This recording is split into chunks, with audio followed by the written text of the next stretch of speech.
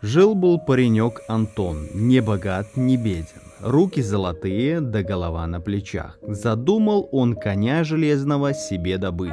Не абы какого, а чтоб сердце замирало, да люди оборачивались. И нашел он парша заморского, статного. Да после лихой аварии стоял, как раненый зверь. Страховые мудрецы рукой махнули, 40 тысяч злата на ремонт, не меньше. Антон же только усмехнулся: эх вы, да я за 5 его на ноги поставлю. Началось лихое дело. Подвеску побитую он выкинул, новую собрал с телеги старой, крышу смятую топором да болгаркой снес, крылья задние вытянул да выпрямил. Но вот беда, полгода битва шла, не на жизнь, а на смерть. Мешок со златом опустел, то запчасти дорогие, то краска заморская. И силы уходят, не спалось Антону, не елась одна дума в голове: да делаю ли? А теперь подкрался час самый страшный. К покраске готовиться надо. Да руки уже дрожат, да кошелек пуст. Стоит Антон и смотрит на парша своего. И чего же ты мне, проклятый, дороже всего на свете стал? Чем же дело кончится? Найдет ли он последние монеты или бросит, махнув рукой? Узнаем в этой серии.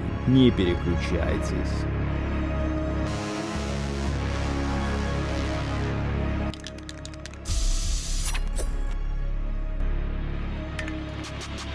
Пришли двери на Паршака, стоимость вообще просто сумасшедшая. Если бы вся машина была цела, а проблема была только с одной дверью, я думаю, можно было бы ее сделать. Но так как здесь и одно, и второе, и третье, и пятое, десятое, еще и плюс двери, короче, это получится вот такое вот. Поэтому было принято решение купить нормальные двери, пускай заплатить за них просто какой-то космос. За 2 двери, короче, 1500 баксов. Это просто, ну они в сборе полностью. Заднее крыло мы выставляли по вот этой двери. Оставим мы уже другую дверь, и вполне возможно, с задним крылом придется какие-то манипуляции сделать. Фух, ладно.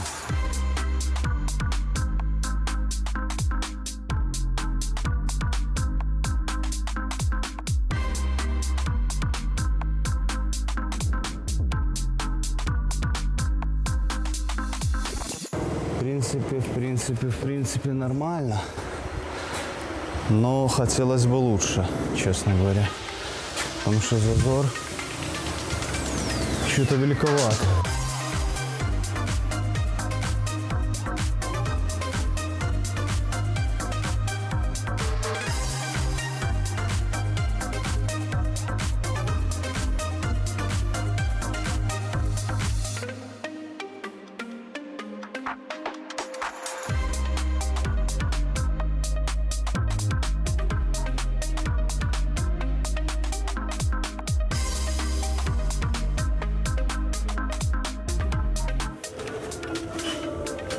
А тут черный, слушай, прикол.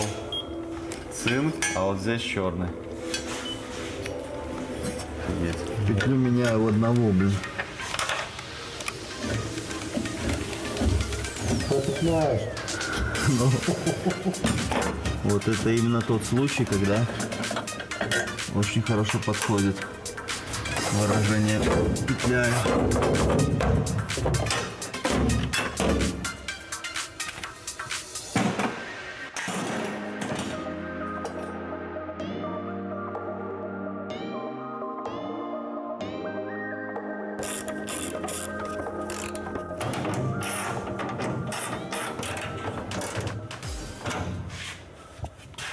Одна готова. Перекур.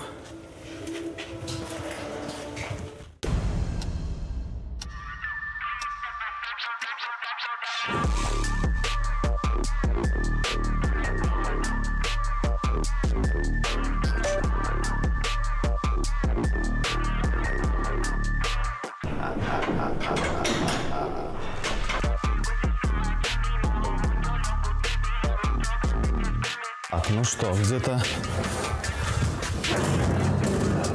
час я провозился, может 1,5.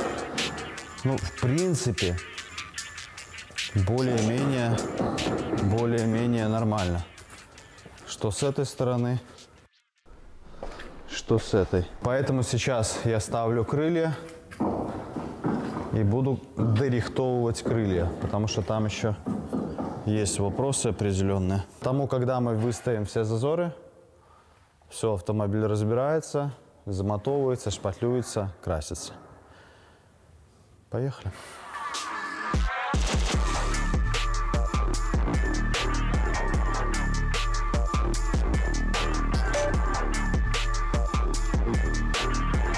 Короче, ребятишки, смотрите, зазор большой, но меня такое не устраивает. Мне нужен зазор поменьше. Поэтому что?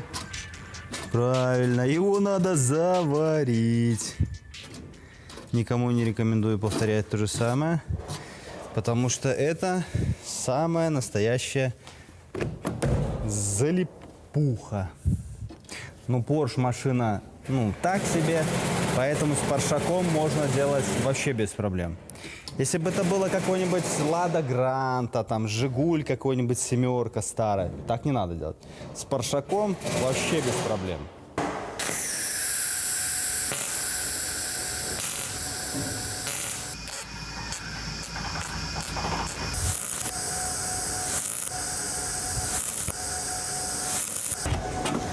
А вы видели когда-нибудь два зазора?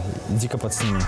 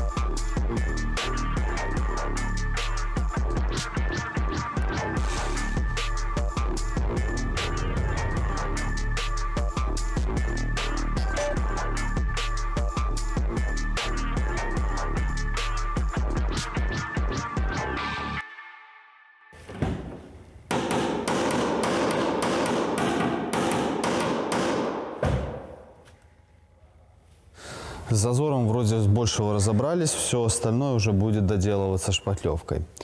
Следующее, что нам нужно перед тем, как мы будем подготавливать автомобиль полностью по краске, напоминаю, все зазоры должны быть выставлены, потому что если детали уже будут открашены, как бы манипуляции у тебя совсем немного, где-то подстучать, где-то поджать уже не получится. Сейчас нужно будет заняться с передними крыльями. Поставили капот, зазор уже более-менее, то есть не идеальный, конечно, но более-менее уже неплохой. Поэтому сейчас мы берем крылья, накидываем. Напоминаю, крылья были пожеванные, просто жесть. Немножко их подстучали, выровняли. Даже я их возил на аргонную сварку, потому что углы у них потрескались, когда мы выравнивали. Вот сейчас я вам покажу. Вот, но они еще не были выставлены до идеала, потому что все трещины, которые на нем были, они просто не позволяли это сделать. То есть крыло не было жестким. Сейчас я их устанавливаю и выравниваю, как сказать, до конца. Крылья начинаем устанавливать с нижнего канта. Выравниваем его в одной плоскости. Фиксируем одним болтом.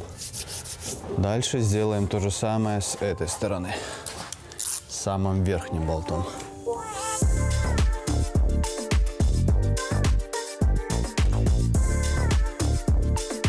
Все, закрываем капот, проверяем.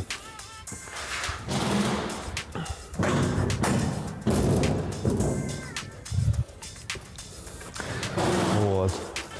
Первые приколюхи. Это говорит о том, что его нужно опускать ниже. Поэтому его нужно сейчас доставать, вот эту плоскость сделать равномерной. Потому что она, вот такая.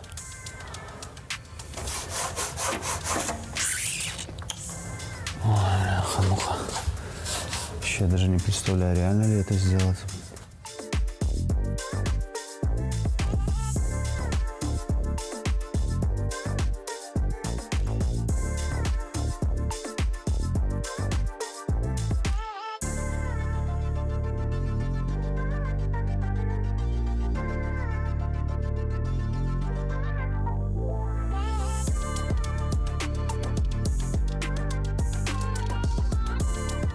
Короче, следующая проблема.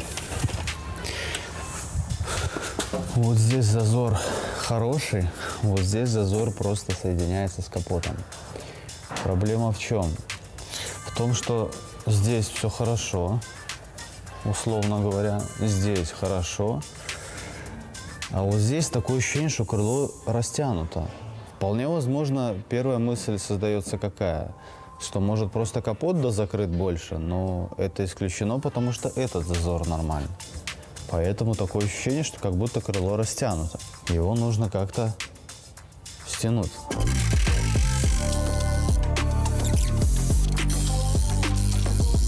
А так вот эти ж наклепы ты когда делаешь, ты же как бумажку взял, смял несколько раз, развернул, она уже короче стала. То же самое и здесь. То есть таким образом именно вот эту вот часть, ну то есть где-то вот до середины вот так, наклепать ее, она по-любому станет короче. Потому что я уже прям вижу, что она становится короче, хотя я вот только чуть-чуть постучал.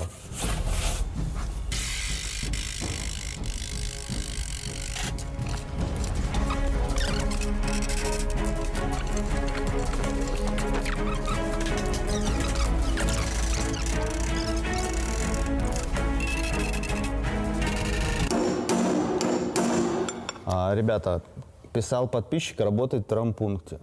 Когда вот вы работаете с молотками таким вот образом, он говорит, очень опасно, что от молотка может отколоться маленький кусочек и попасть вам в глаза, в шею, куда угодно. Поэтому старайтесь как-то себя обезопасить от этого. Очень большое количество таких вот случаев, когда в травмпункт приходят люди с такими проблемами.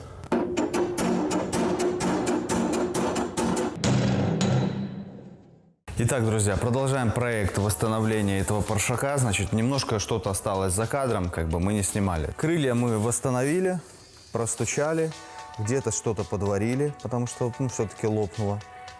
Вот, зазоры уже более-менее нормальные. Капот у нас тоже мы заменили. Капот обошелся в $1100. Двери, 2 двери, $1500 за 2 двери. Фары поставили, одна фара вот эта вот обошлась там что-то $450. Дальше. Вот эта вот дверь обошлась $350. Если бы я сказал, что как бы мы вложились в бюджет, который у нас был, конечно же нет. Мы уже, наверное, даже его превысили в 2 раза. Слава богу, хоть с дверями этими сильно возиться не нужно. Там с капотом по большей части это перемотовать, где-то чуть-чуть подшпаклевать и можно красить. Единственное, что нужно перешпаклевать задние крылья, передние крылья. Ну там где-то по мелочам вот эти переходы. Какой-то сверхсложной подготовки здесь нету. А если бы, да, мы возились со старыми этими дверями, там, ну, это получилось бы полная задница. А в тачке в первую очередь, конечно, выдает это борт и капот. Если борт вот такой вот, весь перешпаклеванный, все, это, особенно для такой машины, как бы, ну, это будут большие проблемы. Но вполне возможно, что с крыльями получится все нормально, и тачка с большего будет такая, как должна быть. Погнали. Сейчас первым делом восстанавливаем вот этот вот зазор. Здесь есть определенные проблемы. Видите, здесь он отличный, а здесь он как будто дверь до конца не закрыта. Сейчас ее надо немножечко ломануть. Ну, это как бы ничего сложного. Это буквально 10 секунд. Сейчас наблюдайте. Швабрейла собственной персоны. Берем, открываем.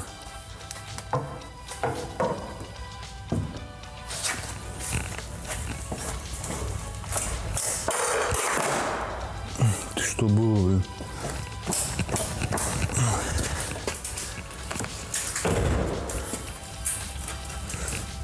По-моему, как было, так и осталось.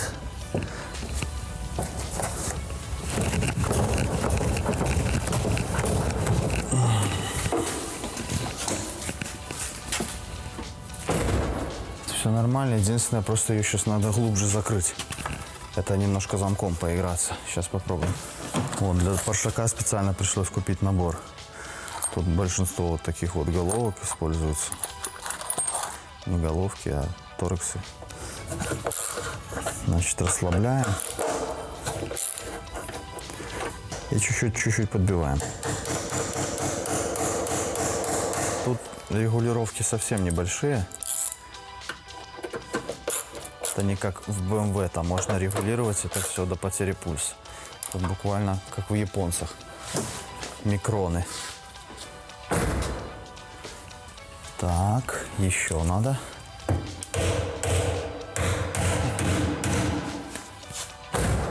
Oh shit, everybody! Come on!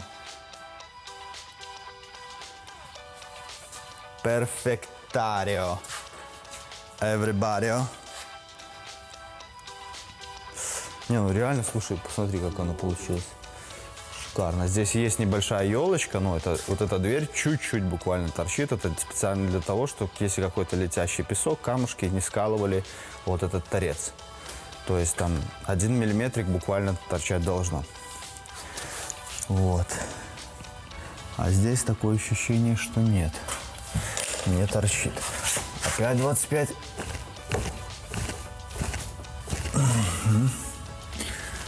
Ну все, отлично. Вопрос решен. Знаете, друзья, я раньше думал, что цветы это так банально. Подарил раз-два, а потом что?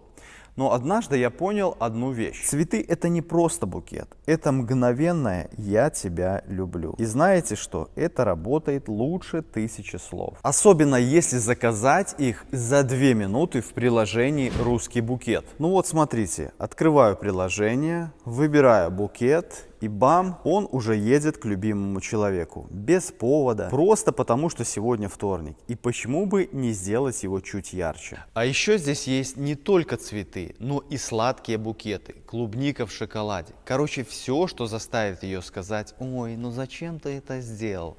Но зато с улыбкой. Доставка 24/7, даже если вдохновение пришло в 3 часа ночи. Бесплатная открытка. И также можно отправить по номеру телефона, если вдруг не знаешь адрес. Так что, друзья, дарите цветы просто так. А чтобы дарить цветы было еще гораздо приятнее, ловите мой промокод Антон12. Он дает вам скидку при заказе в приложении 12%. Так что, друзья, ссылка в описании, качайте и радуйте своих близких. Ну и обязательно пишите в комментариях, как они на это отреагировали.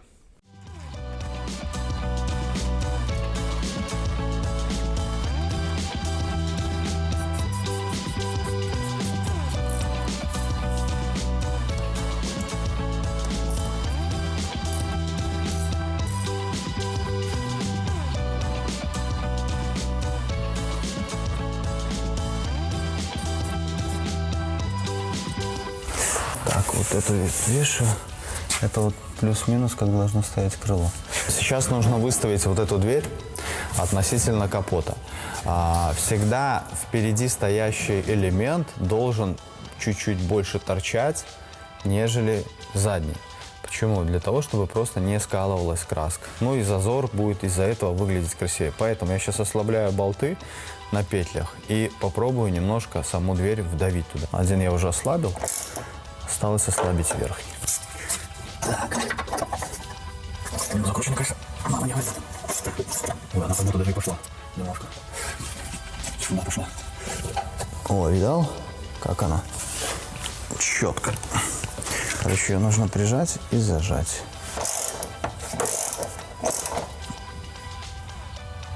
Есть.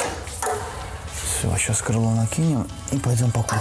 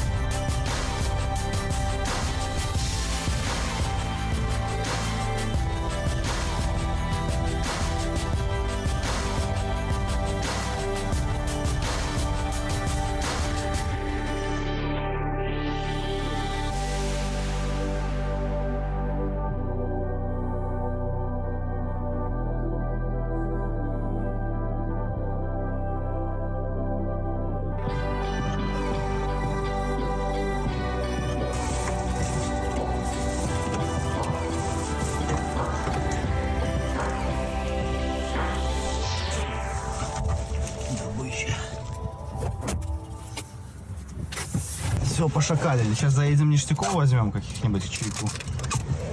Поедем уже это рысь делать. Вот, к примеру, стоит Mazda, да?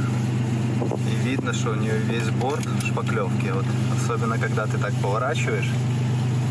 Вот именно такая проблема могла быть и в Паршаке, если бы двери не менять, а оставить битье.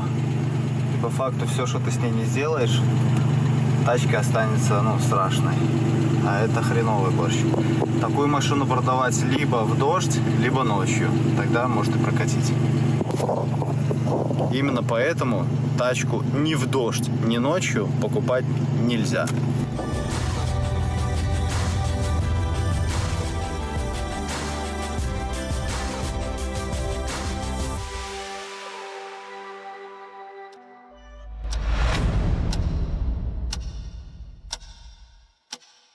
Короче, следующий этап. Все готово, осталось только все шпаклевать. Значит, перед тем, как что-то шпаклевать, я беру маркер. Ни в коем случае это не должен быть маркер типа перманентный, ни в коем случае. Потому что если вы будете использовать его, когда вы загрунтуетесь, он растворится и поднимется наверх. Нанесете базу, он растворится и поднимется наверх. Короче, он будет всегда сверху. То есть его потом удалить будет, ну, реально невозможно. Вот такой. Это акриловый маркер. Я его буду замотовывать и... По факту я его снесу. Сейчас я просто себе, как такие основные моментики. Вот здесь тычки такие идут. Ставлю точки. Все, это, по-моему, идеально. Да, идеально. Тут крышка понятно. Вот здесь ставлю точки. Здесь у меня есть зеленые неровности. Там нужно крышу клевать. Потом, вот крыша понятно. Вот здесь такой нюанс. Вот пошел. Вот это вот. Есть.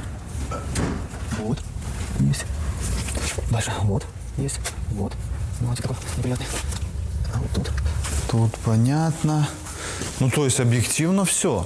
В теории тачку можно было бы сделать, чтобы здесь не было вообще шпатлевки. И то есть, когда подошел бы неопытный подборщик, он бы, в принципе, мог бы ничего и не увидеть. Вот эти вот вещи можно было прям реально заварить даже без шпаклевки. Ну, как бы не с нашим опытом. Я к тому, что, покупая автомобиль вот такой, да, можно попасть в такой просак, что ты вроде купишь не битый, не крашеный, а по факту он будет и битый, и крашеный, и с перерезанной крышей. И нужно шарить и знать, что ты делаешь. Ладно, поехали, что делать. Сейчас это я заклеиваю для того, чтобы придать вот этому месту более правильную форму. Чтобы повторить форму двери.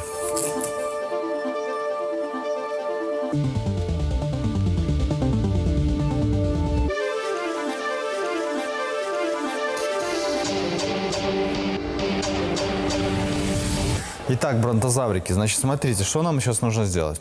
Так как мы давно зачистили здесь все, здесь уже даже немножко это начало окисляться, ну так или иначе. Даже если этого не видно, мы берем машинку с ходом эксцентрика 5 мм. У меня это Варис. Значит, прохожу я 120-й наждачкой. 120-180, вот так. Важный момент, что вот здесь вот уже идет краска. Здесь в идеале сделать наждачкой где-то 180.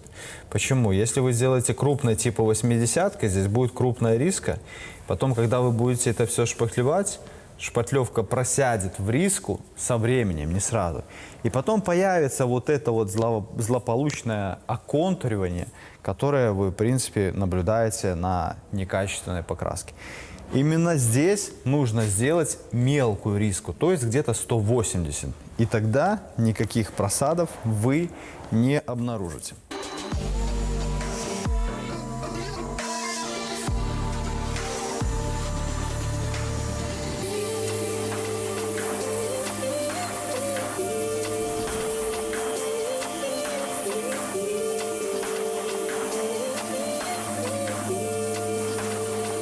Беру 220-ку и вот эти места пройду 220-кой.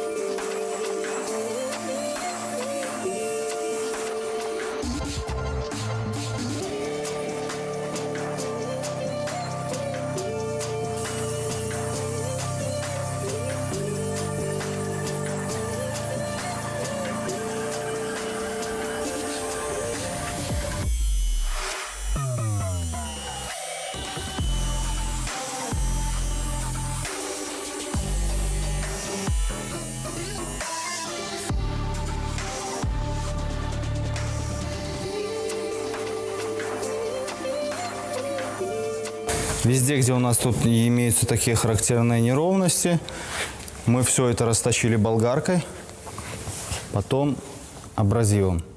Для того, чтобы сюда мы все это сначала загрунтуемся вот так, потом будем шпаклеваться. Когда это все зашпаклюется, шпаклеваться будем исключительно алюминиевой шпатлевкой. Ну, в конце, может, финишной какой-то пройдемся. В таких вот случаях она для этого лучше всего подходит. Каких-то больших слоев здесь не будет. Использование алюминиевой шпатлевки – это лучший вариант. Алюминиевая шпатлевка очень хорошо приближена к свойствам металла, отчего шпатлевка, в принципе, трескается. Чтобы шпаклевке треснуться, нужно изгиб просто сумасшедший, чтобы у металла произошел. Где такое происходит? Автомобиль так не гнется. Шпаклевка лопается только из-за того, что разное температурное расширение. Обратите внимание, это происходит либо в большую жару, либо в большой мороз. Металл либо сужается зимой, либо расширяется летом. А шпатлевка имеет другую структуру, другой материал и расширение другое. Но алюминиевая шпатлевка, она приближена, потому что у алюминия скорость больше, чем у того же металла. Из-за того, что эта пудра содержится в шпатлевке, оно максимально приближено. Понятно, что на 100% она не похожа по свойствам с металлом в расширении, но максимально приближена. То есть металл расширился и шпатлевочка вместе с ним. Металл сузился и шпатлевочка вместе с ним. Понятное дело, что это микроны, буквально на микроны это происходит, но если у вас какая-то там другая шпакля, там универсалка, либо там стекловолокно, металл расширился, а шпатлевка не успела и просто отстряла. Просто отстряла от поверхности. Это, если я сейчас найду скотч, я вам примерно покажу, как это происходит. На примере скотча и бумаги я покажу, как отстреет шпатлевка от металла. Значит,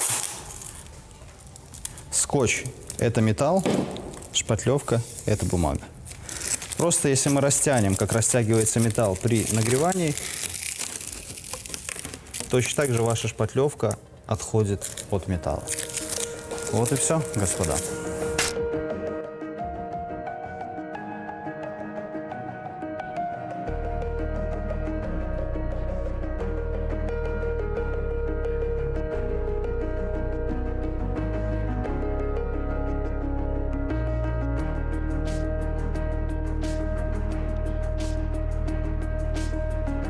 Снимаем краску с алюминиевого крыла.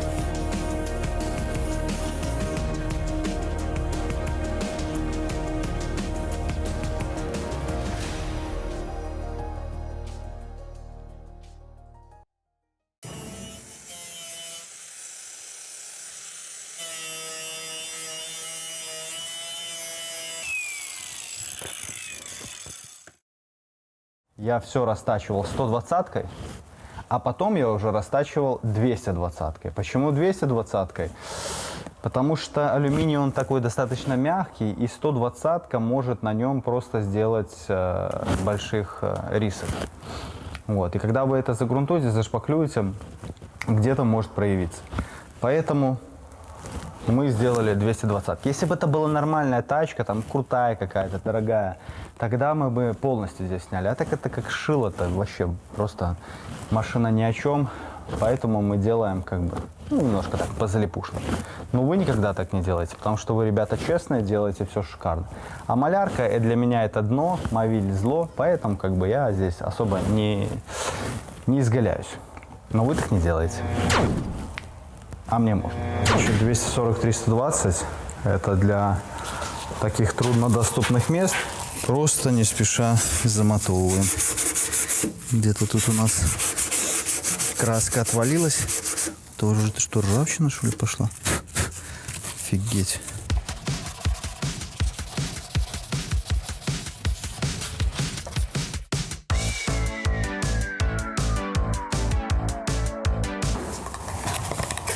Эх, лучок, лючок.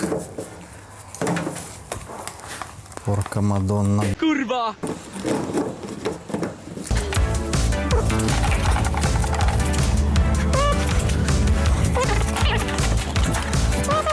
О, знаешь прикол, это же она пластиковая. Вот, ну не нравится тебе условно, да? Возьми просто сточи ее, как тебе будет нравиться. И все. Придай форму, блин. Вот это вот перекупские, они, понимаешь, они уже с детства в этой голове. Эти перекупские движухи. Иди сюда.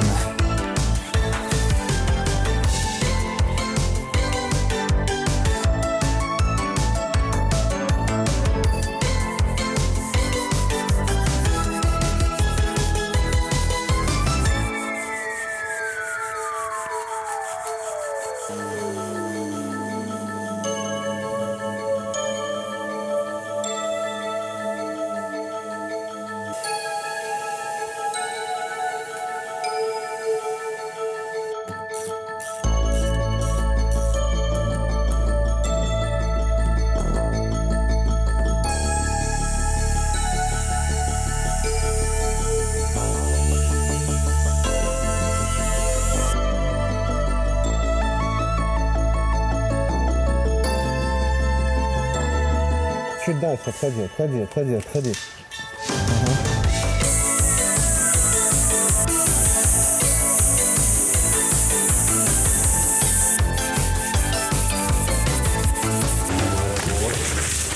Так, ребятенки, значит, что мы делаем?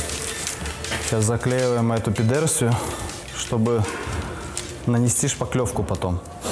То есть у меня задача загрунтовать раз крыло, два крыло, 3-4.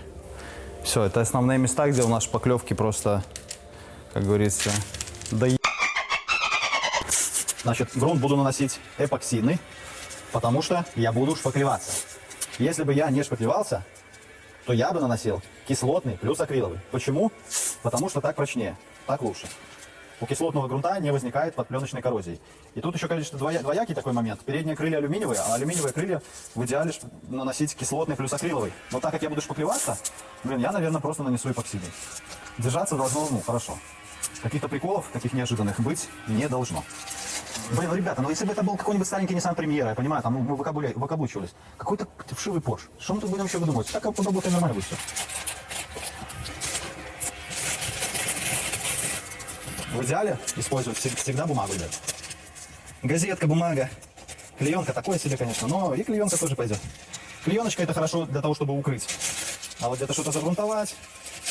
С бумаги потом, если вам надо будет какие-то манипуляции делать, расклеиваться, с бумаги ничего потом не срывается. Поэтому в идеале вообще всю тачку всегда заклеивать только бумагой. Ну, как бы это не каждому по карману. Вот я к шкафу прикрутил черенок от лопаты. Аккуратно раз. Канцелярское лезвие. Оба. Оба. И магнитик здесь. Оба. Все. Надо еще. Оба. Оба. Кайферо. Эта машина, когда была пригнана из Америки, пострадала вот это вот крылышко. Ну, честно говорю, блин, вот вроде и машина такая, знаете, как бы не беды. Должны были качественно сделать. А такое ощущение, что вот отдали каким-то типам на гаражи, которые, не имеют вообще ни малейшего понятия, как это должно выглядеть. Что-то там налепили, накуролесили, этим бедолагам отдали. Там шпаклевка уже потрескалась. Машина проехала там типа 40 тысяч километров всего. Должна быть, просто конфета. А уже сами видите, и тут, и там бедолага. Ну ничего, сейчас мы ее сделаем, будет супер тачка. Короче, машина, видите, по судьбе пошла. Где-то вот не стала не на ту тропу. И по судьбе что-то у нее пошло как-то все через пень-колоду. Эта тачка всю жизнь будет продаваться, всю свою сознательную жизнь по низу рынка. И вот вы будете теперь понимать, что это за тачки, которые продаются по низу рынка.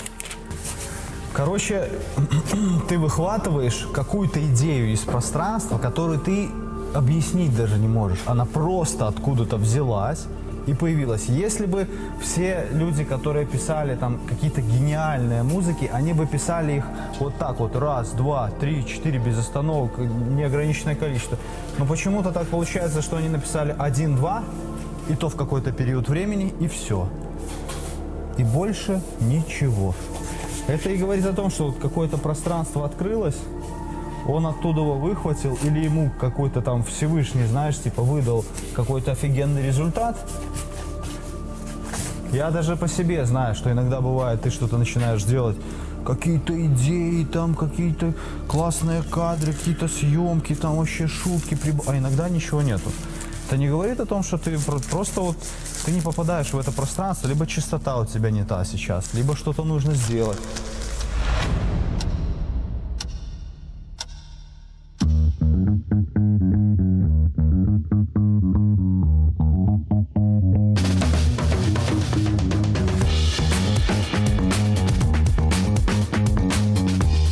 Беру эпоксидный грунт, вот аутоповский. Смешиваем его в пропорции. Тут все указано. У каждого грунта свой. Не спрашивайте, как разбавлять, потому что на каждом грунте пишется. Сейчас я подробно покажу. Так, друзья, два слова про эпоксидный грунт. Значит, завод Полихим Воронеж заморочился, специально отдав свои образцы в независимую экспертизу, где они были проверены по всем ГОСТам.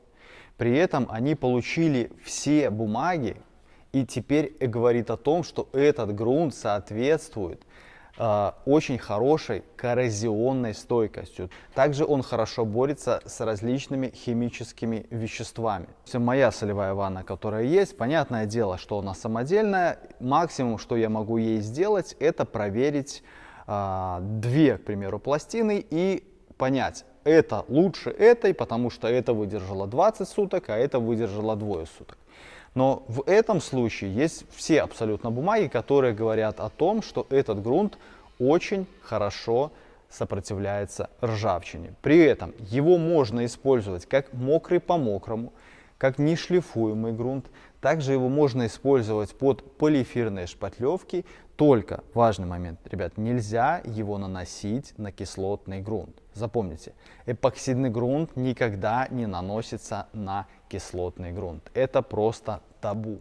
Поэтому, друзья, заходите на сайт autoppro.ru, заходите в карточку товара эпоксидный грунт 2030, смотрите все протоколы, все бумаги, подтвержденные испытания, и это говорит о том, что этот грунт действительно работает так, как надо. Конечно, круто было бы, чтобы все производители делали подобные испытания, чтобы мы, потребители, понимали, насколько качественно сделан продукт. Ссылки будут в описании. Следующая пропорция. 3 к 1 по объему, 5 к 1 по массе. Мы по весу, значит, у нас 5 к 1. Будем использовать маленький пистолетик, потому как слой толстый нам здесь и не нужен.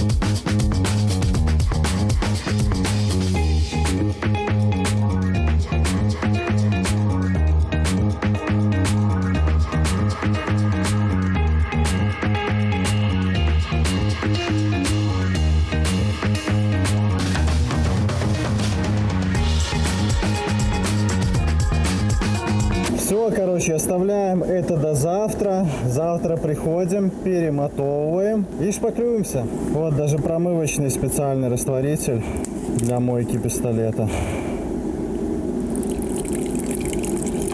Отмывает все и даже больше.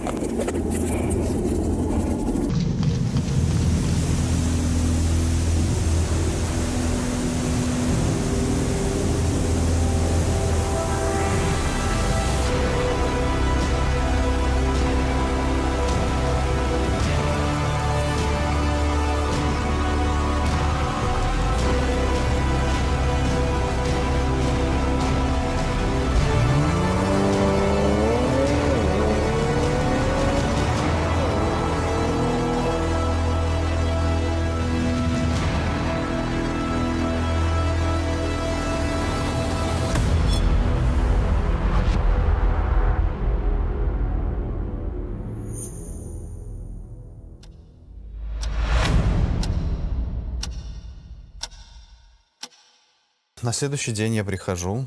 В теории у эпоксидного грунта адгезия еще хорошая. Прошло всего лишь часов 12. Еще раз повторюсь, что шпаклевать можно и на голый металл. Вообще без проблем. Но в идеале это делать на грунт. И на грунт именно на эпоксидный. На кислотный этого делать не стоит.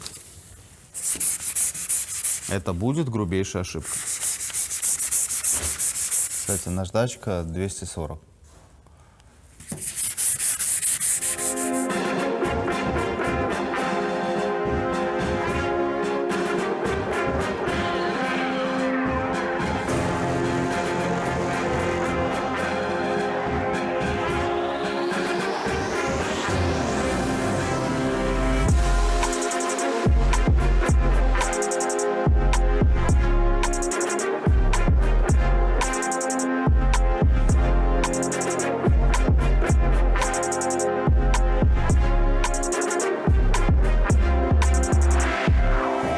Кстати, на удивление, грунт полностью высох. Вообще, даже нигде ни точки смолы. Прикольно.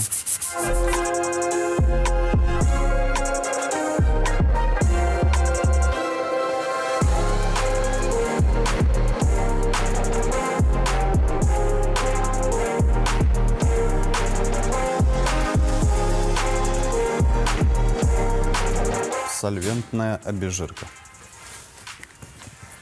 Наносим на деталь.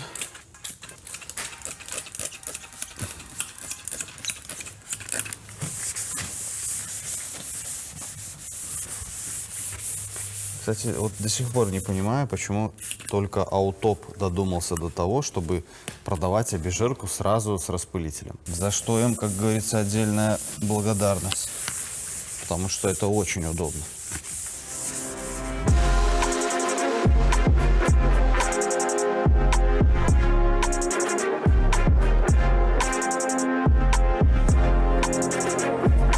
Кибалейро. Ну, я думаю, вся эта шпаклевочка, наверное, и уйдет на машинку на эту. Кефир, плавающий сверху, желательно перемешать. Но свежачок, кстати, совсем свеженькая. С пылу с жару. Просто купил себе набор бумаги акварельный. Специально, чтобы смешивать шпаклевку.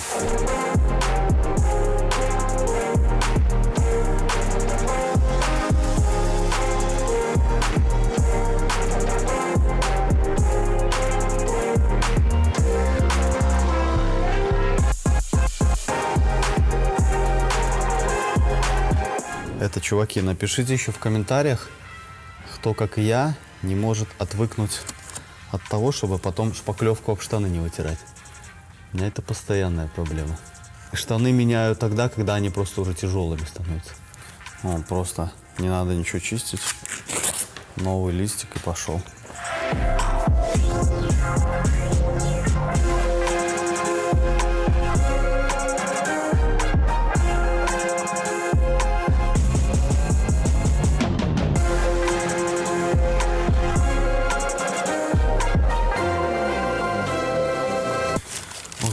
эти сложные формы. Еб вашу мать. Вы их сделали. Ну, ты хочешь сказать, это называется шпатлевание? Это же даже не шпатлевание, это скульптуризм. Как тяжелоатлеты делают скульптуру из себя, так же маляры делают скульптуру со своих тачек. Это я сейчас прошел 80-кой. Сейчас прохожу проявочной пудрой. Пройду 120-кой. А проявочная пудра наносится для того, чтобы увидеть риску. Ну, увидеть, где я прошел, где не прошел.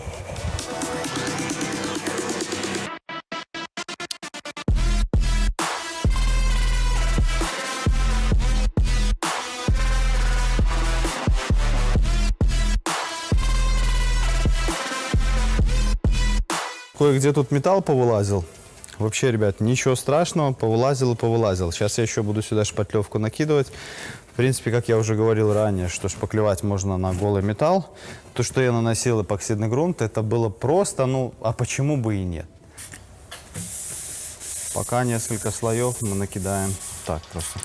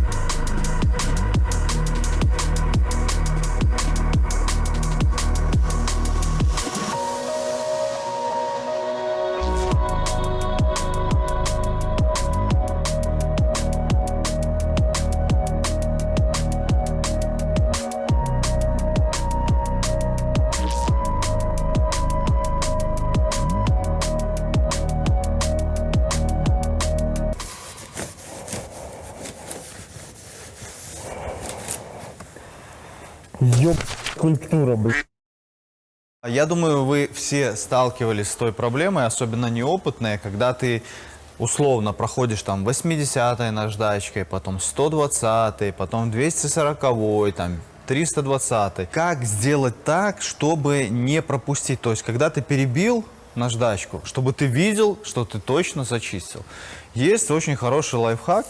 Просто берешь черную вот эту пудру, наносишь на шпатлевку, проходишь 120-й, потом опять берешь, наносишь, проходишь 240-й, счистил, все, значит перебил, потом 320-й. Вот и все. И вы не будете сталкиваться с этими проблемами, когда у вас какое-то оконтуривание или еще что-то. Важный момент, ну, многие путают. Здесь есть с одной стороны поролон, а с другой стороны ткань. Так вот, не поролоном нужно, потому что поролон вы быстро порвете, а плотной тканью прикладывать к поверхности. Куча здесь зацепок, которые просто порвут вам поролон, если вы будете это делать. Очень облегчает использование этой пудры.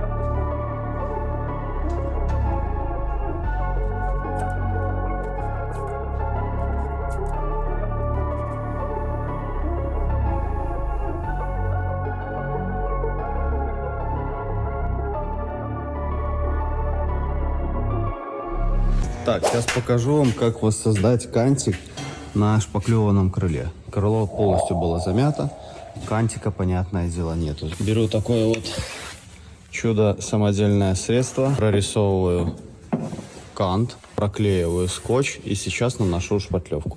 Такую процедуру можно повторять несколько раз, пока вот вы не убедитесь в том, что прям правильно сделана плоскость. Сейчас я нанесу сюда, отклею, подожду пока высохнет, потом нанесу сюда. При этом заранее заклею здесь. Ну, сейчас вы все увидите. Поехали. После того, как нанесли шпатлевку на кант, главное подобрать все вот эти вот заусенцы, все эти неровности. Потом обязательно наждачкой, когда подсохнет вот этот кант, немножечко подпилить, чтобы вот этих заусенцев не было.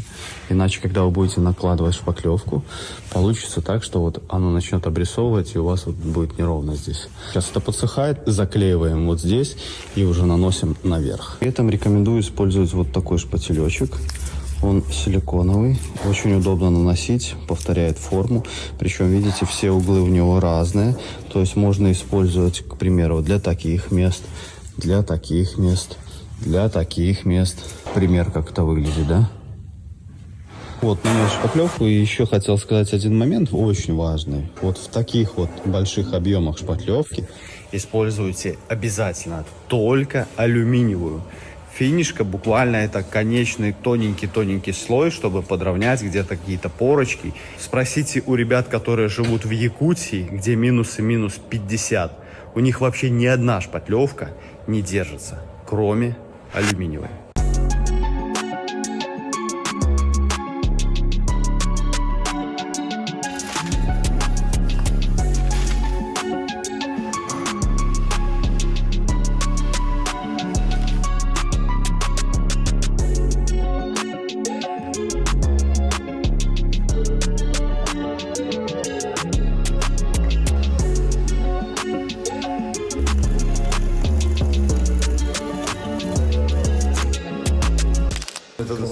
Впечатление первое.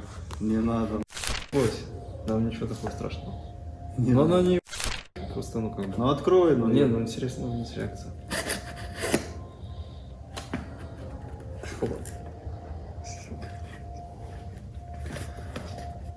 Такой толщиномер. Подожди. Стой. Легкую проверить. Что это за хуйня? А, ты в перчатки загнал? Кубок, блядь. По квиддичу. Такой фильм. Слушай, это охренеть. Это точно этим нытикам привет передать. Что ты тут не то делаешь? Ой, нужно было так, нужно было так. О, как вам надо было. Еще не застыло. Офигеть, слушай. Блин, это прям талисман от хейтеров, по-другому не скажешь.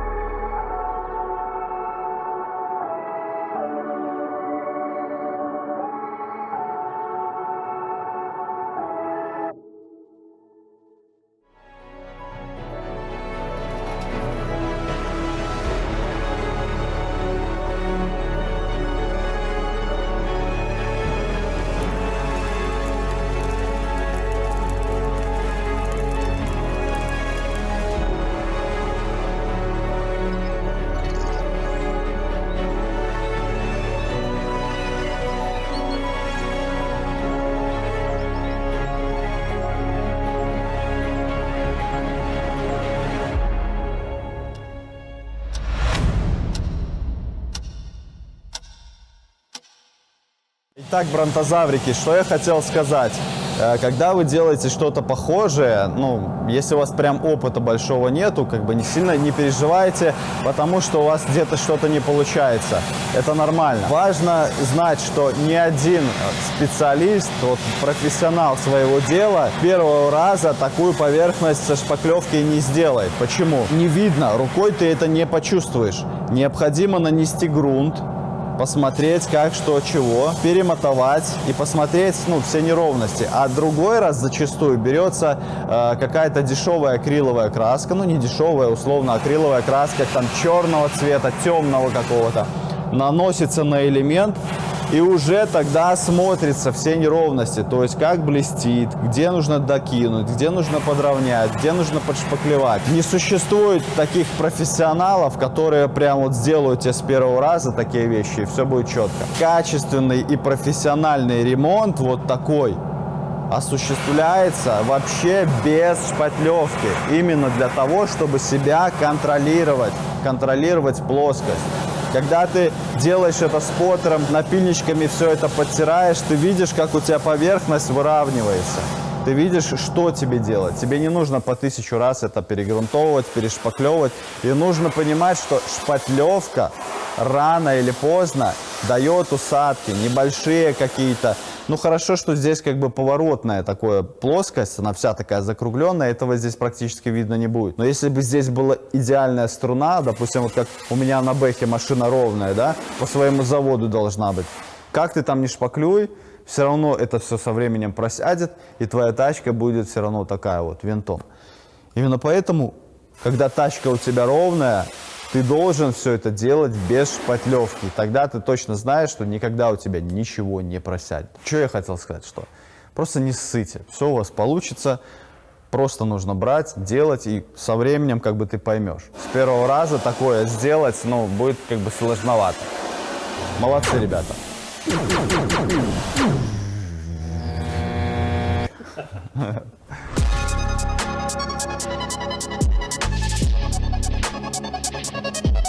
И нужно понимать, какая бы у вас машинка ни была, там классная, прямая, круглая, вот без брусочка никогда в жизни у вас не получится выровнять какую-то сложную поверхность.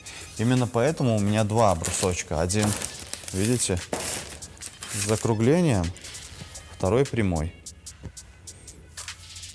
Потому что здесь несколько плоскостей, какая-то выпуклая, какая-то вогнутая, потом прямая, косая.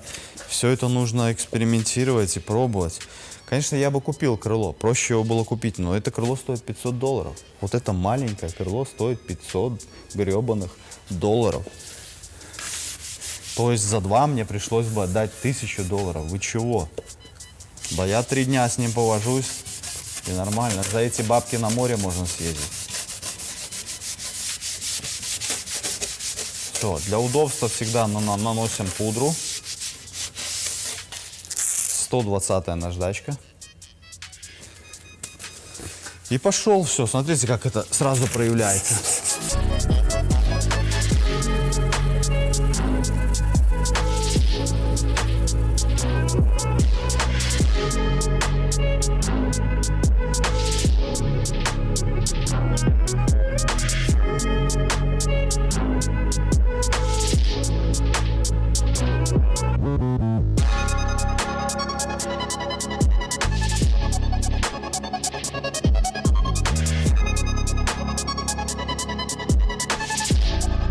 «120-кой прошли, сейчас я беру опять черную пудру. Делаю это я для того, чтобы сейчас перебить 120-ю риску, вот эту прямую, направленную. С помощью этой пудры это будет хорошо видно. Поверхность вся здесь уже неровная пошла. Сейчас я накидываю мягкую подложку и наждачку на 120. Сейчас я беру 220-ю наждачку. Обратите внимание, я к канту не подходил практически. специально для того, чтобы его не сбить. Беру 220-ю наждачку, прохожусь по всей поверхности, в том числе и кант. Но на канте стараемся время много не задерживаться, а быстренько пробежались и все. Потому что, чтобы его не скруглить. Если мы его скруглим, то как бы ничего страшного, ну как бы зачем? Мы его старались делать, а потом что нам его скруглять? 220-я очень медленно точит поверхность, но при этом нам нужно перебить риску перед грунтом. Никто не говорит о том, что это финальное. Мы можем это место загрунтовать, убедиться в том, что это шляпа, и будем еще шпаклевать. Тут важный момент, что просто ты, грубо говоря, не сдаешься и идешь до того момента, пока тебя не устроит то, что получилось. Единственное, чем отличается профессионал от неопытного, то, что профессионал не делает лишних телодвижений. Он точно знает свою цель и к ней идет. А тот, кто как бы не на опыте, он накидывает, стачивает, он не понимает, вот здесь уже тереть надо, здесь уже тереть не надо, и как бы двигается, как кораблик по ветру идет. Все, погнали. Ну и как же нам проверить поверхность перед тем, как грунтовать? Нормальная она или надо будет еще что-то? Есть такой у Аутоп контрольный спрей. Нужно поверхности придать глянец. Он очень долго не испаряется. Ставим боковой свет и смотрим. Как говорится, моими руками лучше не сделаешь.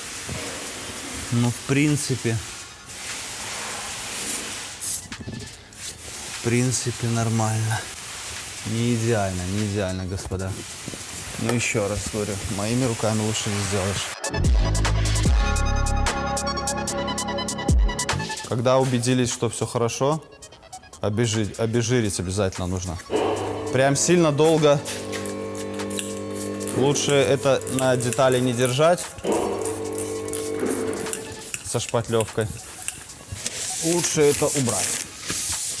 Обезжирили аккуратно.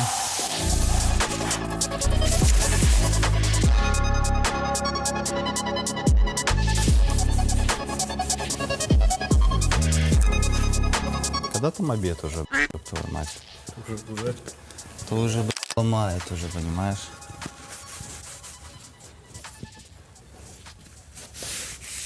Ты сегодня по пельменям? Да? Да. Пускай люди знают, что мы питаемся вкусняшками. Тут неподалеку у нас девчата готовят пельмени во фритюре. Мы вот с утра приходим, и первая мысль у нас о том, что мы сегодня идем за пельменями во фритюре. И больше не надо ничего, понимаешь? Сколько ты в жизни?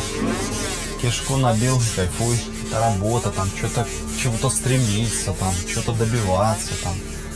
Все это участь неудачников. Наша задача просто пойти, взять пельмени во фритюре с кетчунезом, вальнуть это все. Больше ничего не нужно. Не это ли счастье? Вот кого-то в жизни, кто-то кайфует банально там от игр компьютерных. Все. Ему нужно там типа условно $500 купить эти игры и играть в эту приставку. А кому-то нужен Майбах, чтобы кайфовать, кому-то нужен там дом за миллиарды долларов. Тот человек, который купил себе компьютерные игры, гораздо счастливее может быть, чем тот с миллиардом. Только разница в том, что они за это платят разную стоимость.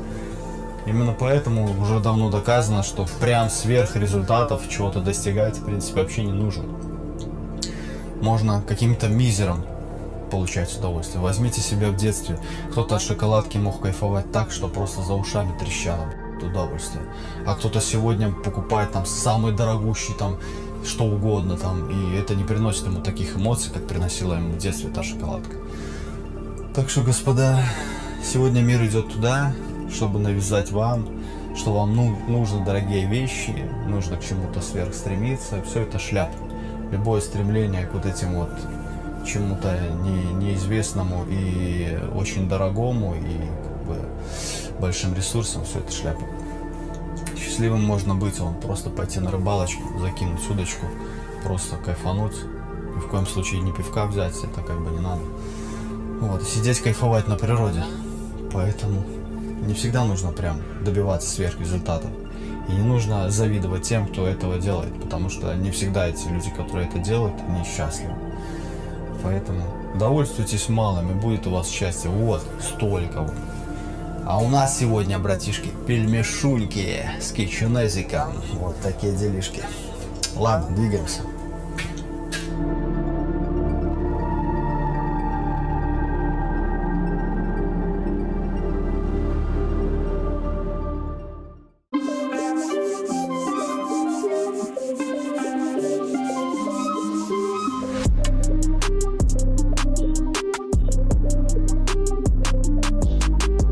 После того, как мы закончили с брусками, направленную риску, которая здесь осталась, ее нужно обязательно перебить 120-й наждачкой. После того, как перебьем 120-й наждачкой, только тогда наносится шпатлевка. Поехали.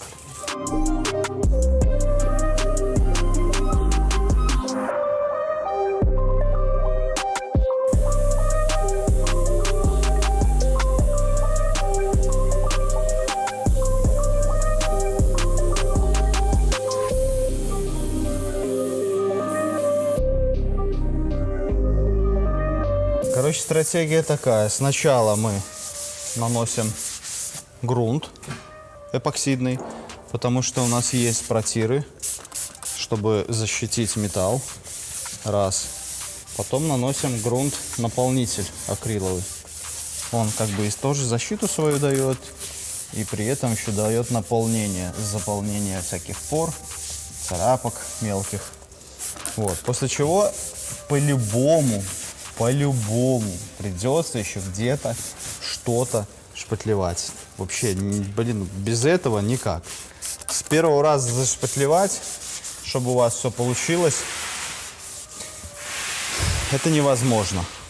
Поэтому это нормально. Сейчас мы загрунтуем, где-то нужно будет еще что-то подшпаклевать, потом опять подгрунтовать. Как бы это процесс долгий и кропотливый. Особенно вот когда вот такие вот плоскости большие. Ну, тупо создаем плоскость, ее не было, а мы это делаем. И кто-то думает, что там типа конские толщины сейчас. Смотрите, 1000 микрон – это 1 миллиметр.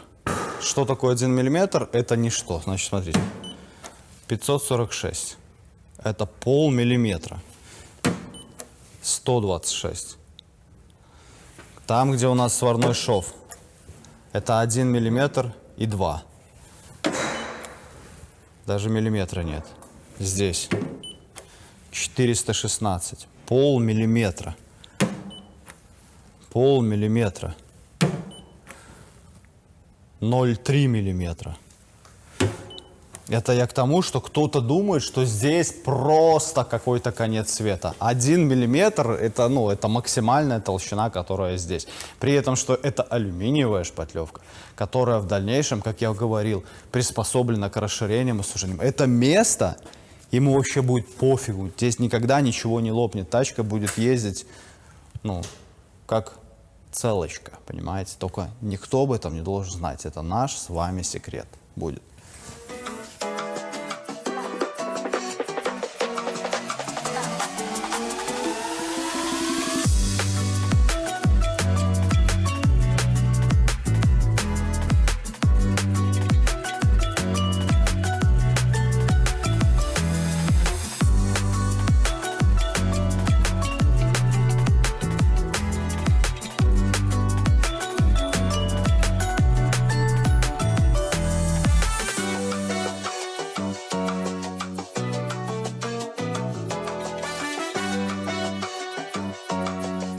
Шпатлевка выходит на старое лакрасочное покрытие. Прям очень важно, не нужно тереть со стороны лакокрасочного на шпатлевку. Просто вы протрете лакокрасочное, и у вас здесь будет неровная поверхность. Хотя вроде бы рукой это чувствоваться не будет. Нужно тереть всегда с наивысшей поверхности на наинизшую. То есть мы накидывали шпатлевку на лакокрасочное покрытие. Соответственно, и тереть нужно со шпатлевки на лакокрасочное покрытие. Вот. Тогда у вас будет вот четко вот так вот вытираться. Смотри. Растираться в облако.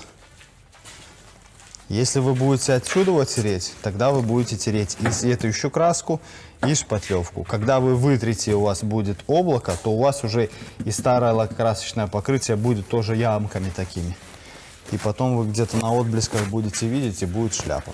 Вот здесь идет овальная поверхность. Если вы будете тереть таким бруском, вы просто борозды здесь натрете. Именно для этого подходит овальная поверхность.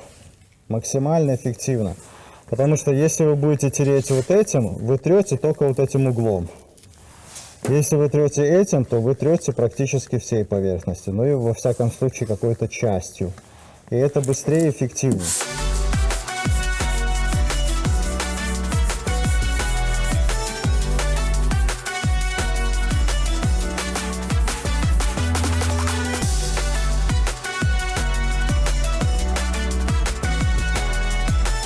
Да не бойся ты.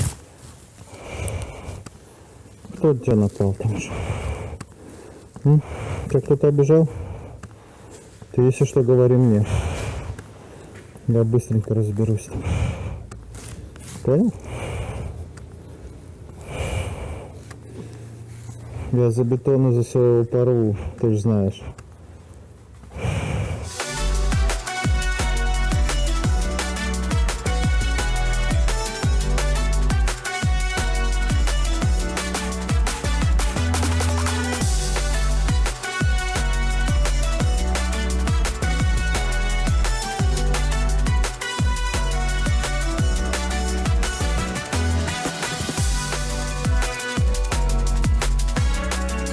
Андрей, какой офигенный шпателечек берешь. И сюда его тись. Тись. Тись. Тись, блин, шпаклевка что-то совсем не готова к жизнедеятельности.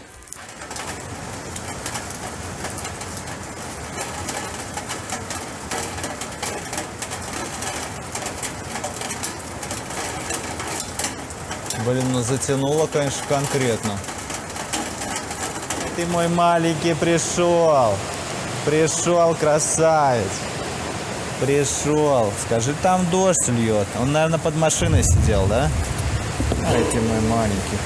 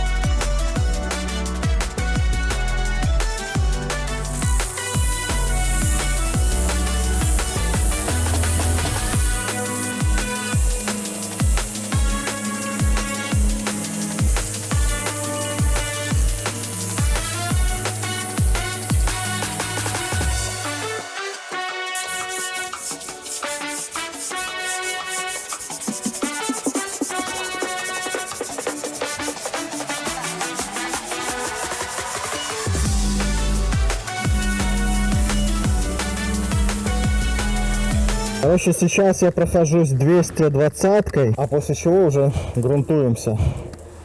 Вот, то есть все нужно перебить. Использую также вот эту проявочную пудру.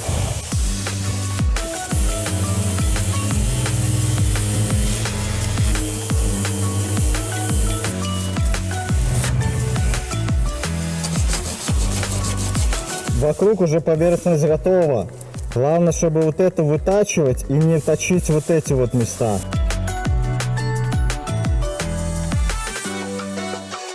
Именно поэтому эта шпатлевка должна быть мягче, чем вот эти вот вокруг все.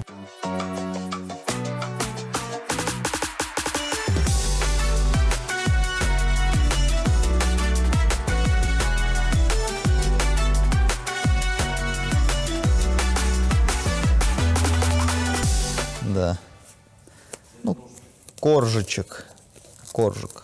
От слова корж. Не Максим, который.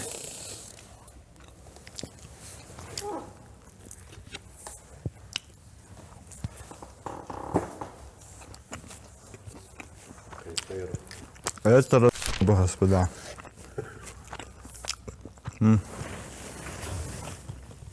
Да попробуй что-то, братуха, ну. Сука, ну мед. Так, тяну. Эти кабеля, ёб ты в рот. Илон, хорош. Ты, сука, чем занимаешься? Ёб ты в рот. Пацаны нахуй тут погибать с этими кабелями. Ты то какую-то свою отправляешь на Марс. На там надо. Сделай хоть что-нибудь, чтобы без кабелей работали, пацаны. Прекращай, порешай вопросы здесь, а потом куда хочешь. Илон, соберись уже.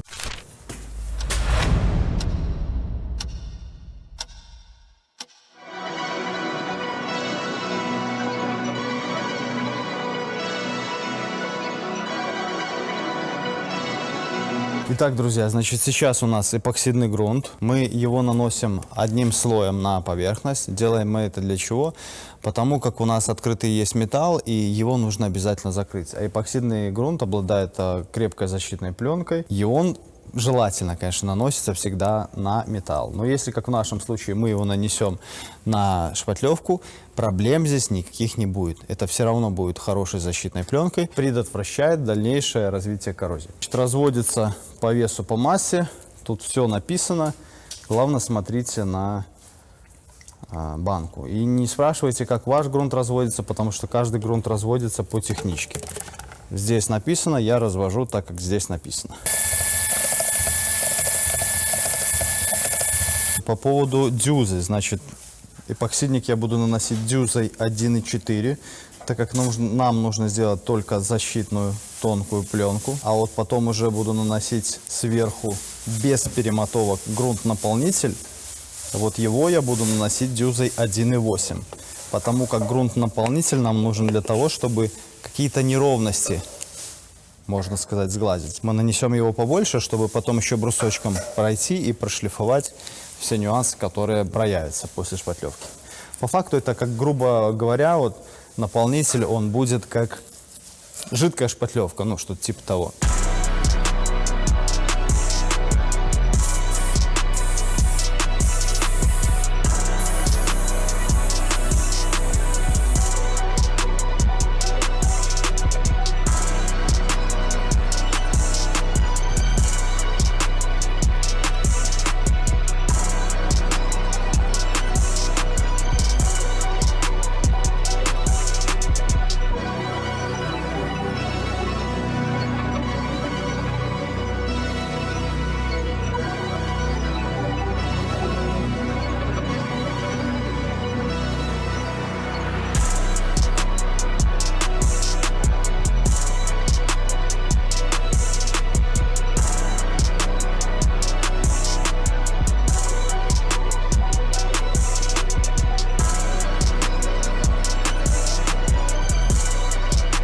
Следующий грунт у нас та же фирма Аутоп. Грунт-наполнитель. Его я буду наносить 2 слоя, дюзой 1,8. И потом это мы оставляем где-то дня на 3, на 4. Будем заниматься остальными. То есть там еще есть некоторые моменты, где нужно подшпаклевать. Мы это потом сделаем. А мы будем заниматься капотом, крышкой багажника, дверями. Там что-то подшпаклюем. А все то, что делали до этого, просто будет стоять и усадку давать. Как меня в малярке бесит вот это вот, что эти бутылки, банки, вот это вот все постоянно стоит. Вот это, вот это, вот это. Ужас. Смешивание 4 к 1 по объему. Так, значит, иди сюда. Иди сюда. Есть. И вот это. 150.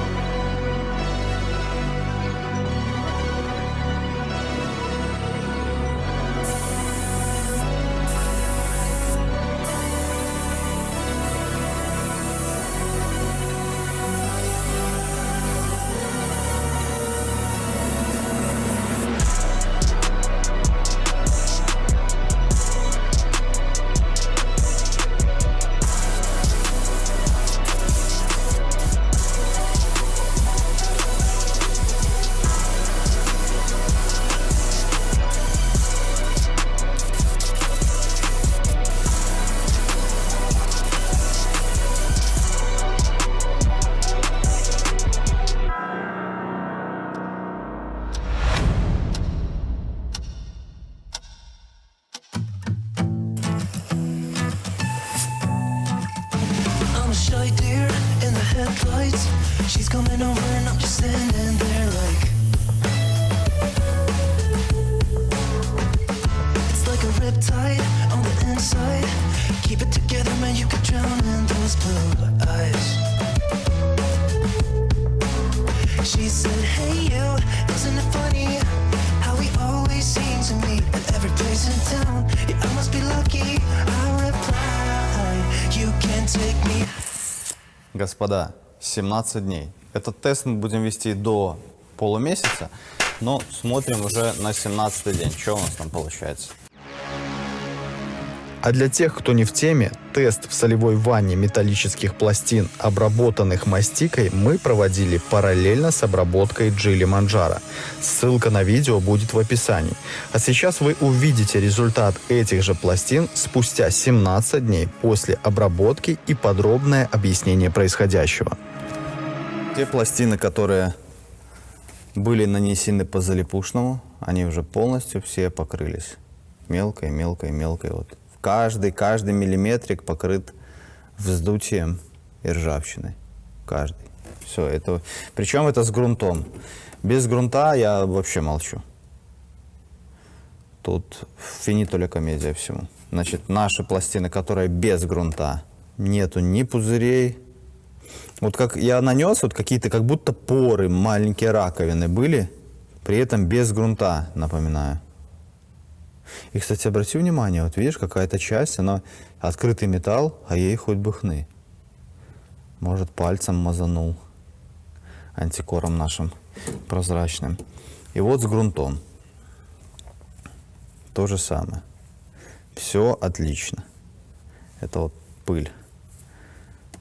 То есть ни вздутий, нет вообще ничего. На 30-й день будем, я думаю, всковыривать это все. Смотреть, что там. И для скрытых полостей. Вот тут что-то интересное пошло. Для скрытых полостей. Видишь? Какой-то белым окислением начинает покрываться. Но, тем не менее, под ничего не происходит. Только с краев идет. Ну, честно говоря, я очень удивлен этим материалом для скрытых полостей. В том, что здесь есть ржавчина, если вы видите, и чистый металл. Мы нанесем так, чтобы задело и ржавчину, и чистый металл. Тоненький слой. Класс. Ну ничего, наблюдаем дальше. 17-й день, пока тест держит наши пластины. А пластины вот эти залипушные, они сдохли, по-моему, уже на 3-й день. Вот это металл, так? В их случае, когда они наносят грунт, либо они наносят мастику, они наносят вот таким вот образом. вот эти вот капли, которые они нанесли, они не растекаются. Потому как для того, чтобы они растеклись, материала должно быть, во-первых, больше, а во-вторых, правильно его нужно наносить. И как водичка, когда попадает, она протекает и достает до металла с легкостью. В нашем же случае вот это вот металл, когда мы его наносим, мы наносим таким слоем, что он стекается, понимаете? Он растекается и дает защиту, хорошую защиту кузова. При этом влага, соли, они как прилетели, так же и улетели. Водичкой смыло, и все отлично работает. Так что имейте в виду, что одним и тем же материалом можно сделать абсолютно по-разному. Вот так. Туши. Maybe I just wanna see ya. I go anywhere live to be there. Feels like I can fly. Think I'm gonna break the ceiling. I just wanna keep this feeling. You can take me. Baby, you can take me. It's a small world in a big town. What are the odds I get to talk to you right now? Yeah, give me bad lines, give me butterflies, give me anything, 'cause I'm down for you right now. И вот знаешь, когда трешь там эту шпатлевку, ну, конечно, про маску обязательно маска должна быть. Что хотел сказать? Вот летит шпаклевка там, все в салон, все там в говне. И ты думаешь, блин, а как потом это все собирать, а как это все делать? Вот придет время тебе вот это все собирать. Не то, что там вопросов не возникнет, как это делать. Там что-то одно посмотрел, что-то второе посмотрел, видосик, пятое, десятое. Все собирается вообще элементарно. Просто берешь там продувочником, все это выдувается. Проблема в чем? В том, что ты сейчас пытаешься думать, как ты будешь делать это потом. Вот вообще про это не думай. Сейчас трешь вот это вот место, вот три, просто думай про это. Как ты там, что ты там. Вот потом будет потом. И все будет там нормально, я тебе отвечаю. Просто не загоняйся. Вот реально, я сделал свою бэху, научился тому, что не надо просто вот о чем-то таком думать. Было, будет. Просто делай вот то, что сейчас. У тебя ничего не болит, все хорошо, ничего не беспокоит. Ну так и, блин, кайфуй от момента. Какой смысл по поводу чего-то там переживать? Этого вообще может и не быть. Какой смысл вообще тратить на это свое время? А уже энергии, сколько ты на это будешь тратить, это я уже вообще молчу.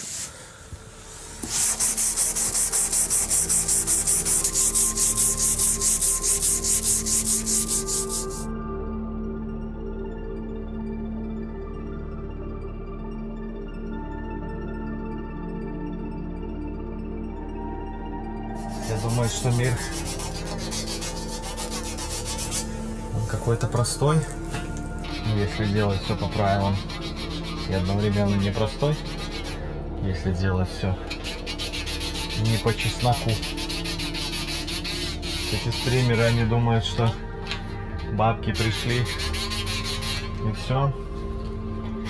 А в том-то и дело, что придется отвечать за эти бабки со временем. Или здоровьем, или психикой своей. Легкие деньги – это одна из очень опасных вещей. Поэтому дается немногим. Потому что психика не приучена к тому, что тебе, ты, ну, как бы тупой как пробка, а тебе дается очень большие ресурсы. А все, что ты с ними можешь, это купить все дорогие часы, кроссовки, компьютер подороже, бухла там или еще чего-то. Это своего рода проверка человека в этом мире. Кто-то, как Галицкий, имея большие бабки, сразу начинает вкладывать их там в людей, в города, в облагоустройство. А кто-то себе просто глотку заливает, либо кто-то еще что-то хуже делает.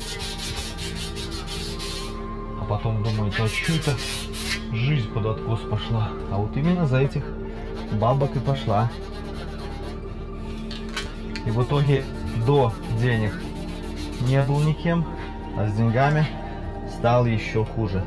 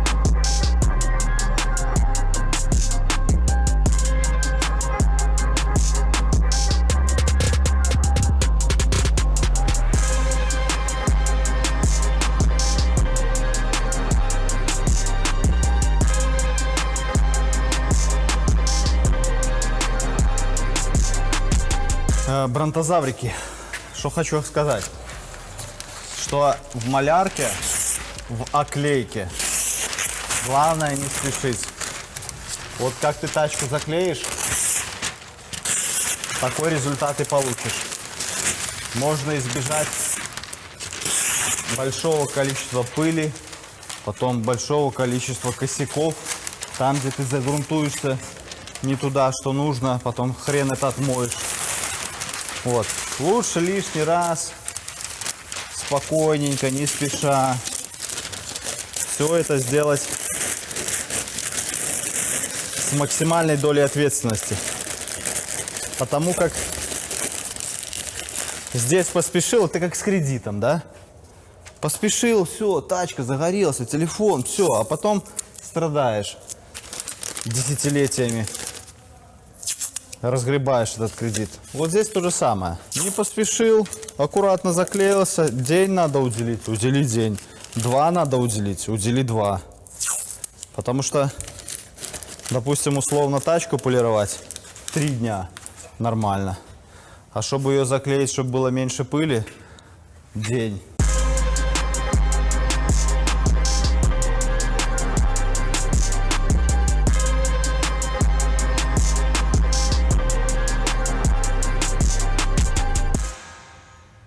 Так, обезжириваю сольвентным обезжиривателем. Антисиликон. Кстати, запашок такой приятный. Да и с задачей, в принципе, справляется очень даже хорошо со своей. И отдельная благодарность ребятам из Аутоп. Я не знаю, в чем сложность для всех остальных сделать такую бутылку с распылителем. Вообще никаких сложностей, но работать просто мега удобно, мега удобно.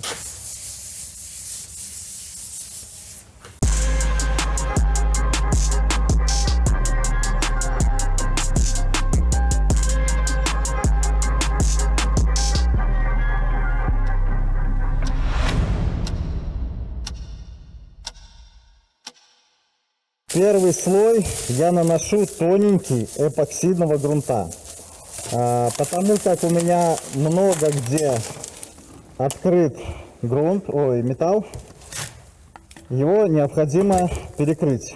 Но это нужно сделать тонким слоем, но плотным, для того, чтобы перекрыть доступ влаги и кислорода. А потом уже дальше пойдет грунт-наполнитель. Вот грунт-наполнитель будет отсекать риску какую-то крупную, просады, а эпоксидный защищает исключительно от влаги. Просады какие-то там, лучше этого не надо, там несколько слоев, там 3 слоя эпоксидного делать не нужно, потому что, во-первых, смысла в этом нету, а во-вторых, у него задача дать защитную пленку. Кто будет спрашивать, что за пистолет использую, Варис. Дюза 1.8. Можно и 1.5 тоже. Вопросов нет. Грунт всегда заливаю с помощью сита. Если будете без сита, то попадают вот эти крупные комочки, которые недоразмешались, и забьет вам пистолет. Потом разбирай, все это вымывай. Оно вам надо? Я тоже так думаю, что не надо.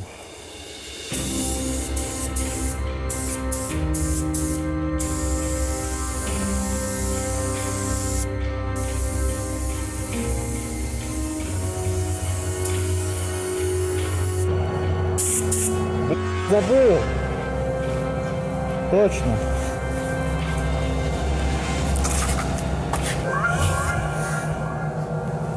Дежурная картонка. О, берешь ее так. Прикрываешь. И пошел. Да иди ты сюда.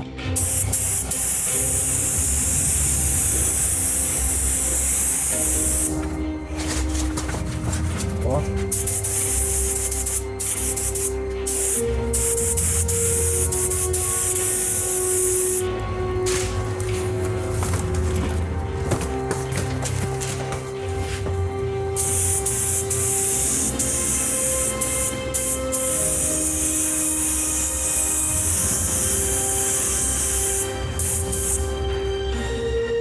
Нормально. Визуально нормально.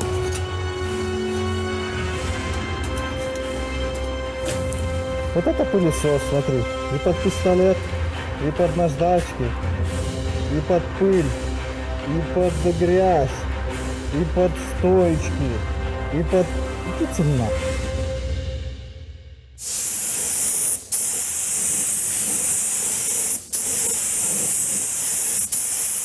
Грунт-наполнитель. Премиум. Акриловый.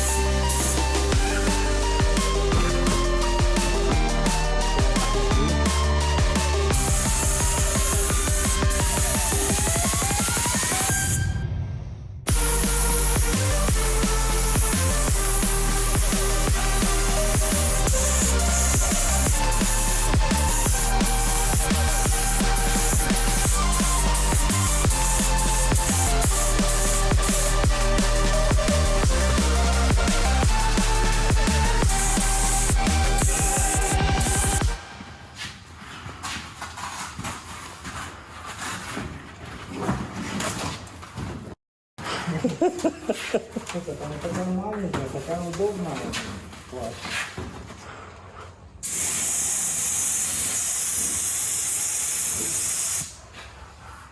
Так, щетка.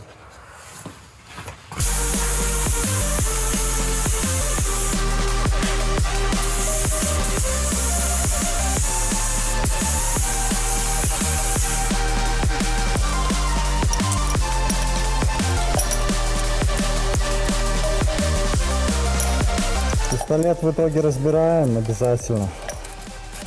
В собранном состоянии его не держим. Так он проживет дольше.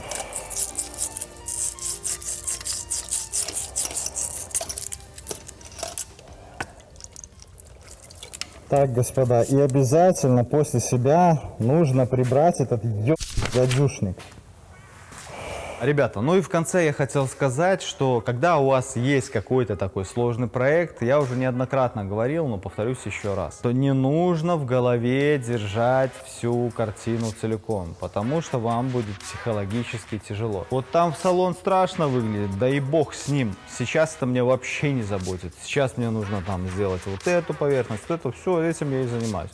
То, что будет там это и будет решаться. И я больше чем уверен, когда оно будет решаться, в принципе, проблем никаких не будет. Потому что если, реально про это все думать, как-то на душе, как говорится, и тяжело будет. Есть такое выражение, что слона едят по частям. Не переживайте, все у вас будет хорошо. Даже вот такие сложные проекты, они имеют стадию завершения. Главное, не падать духом и доводить свои дела до конца. Так что как-то так, ребята. Всех обнял, приподнял и поставил на место. Всем пока. Туши.